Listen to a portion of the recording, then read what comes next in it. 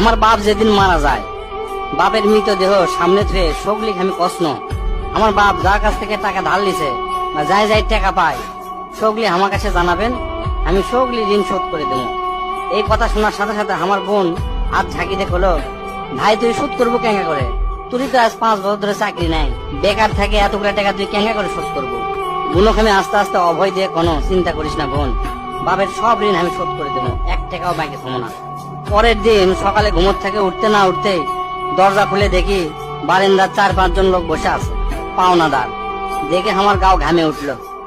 ওকে কি কমো, আমার মুখের ভাষা আসলো না। রাতটা ঠিক মতো পার হবার দেয়নি, আসে হাজির। সামনে যাতে একজন খাড়া হলো, খারাপ হয়ে আমাকে করছে, আমি অমুক ব্যাংক থেকে আসছি, আপনার বাপ তার বেটা বেটির নামে 20 লাখ টাকা ব্যাংকত থুয়ে গেছে, তাড়াতাড়ি ব্যাংকত আসেন।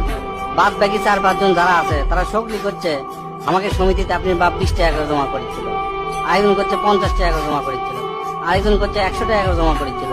এলে টাকা নেওয়ার জন্য আমাকে সমিতি অফিসে আসেন। পরে সব হিসাব করে দেখি বাপ আমাকে জন্য প্রায় 37 লাখ টাকা জমি খেয়ে গেছে। টাকাগুলা হিসাব করতে করতে আমার একদিন রাতের কথা মনে পড়ে গেল। ওই রাতে আমি আমার বাপক কষ্ণ, আপনি ক্যাঙ্কা বাপ, আমাকে ভবিষ্যতে আপনি কোন চিন্তা আছে? আপনি লাগাতে বাপ আমাকে দরকার নাই, কোনো টাকা পয়সায় দেন না আমাকেও, আমরা চলমো ক্যাঙ্কা করে।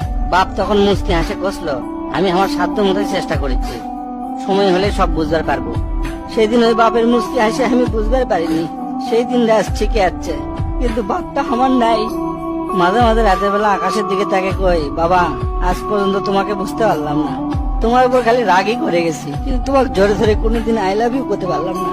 আজ বুঝিচ্ছি, কৃষক তুমি 1 শার্ট পরে 3 বছর পার করেছিলা, কৃষক তুমি 1 স্যান্ডেল 32 বার সেলাই করেছিলা, তোমার কাছে ক্ষমা চাওয়ার সময়টাও দিলা না। আমাকে তুমি মাফ করে দিও আব্বা, জীবনে তোমার সাথে অনেক বেদবি করছি।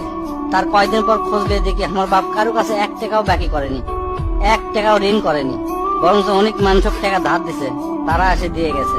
তাই তোর হাত পাও ধরে কই, দোস্তরা তোকে বাপ অনেকেই বেঁচে আছে, বাপের সাথে কোনোদিন বেদবি করবো না। বাপ যে কি ভালোবাসে এখন বুঝবো না, পরে বুঝবো দোস্তরা।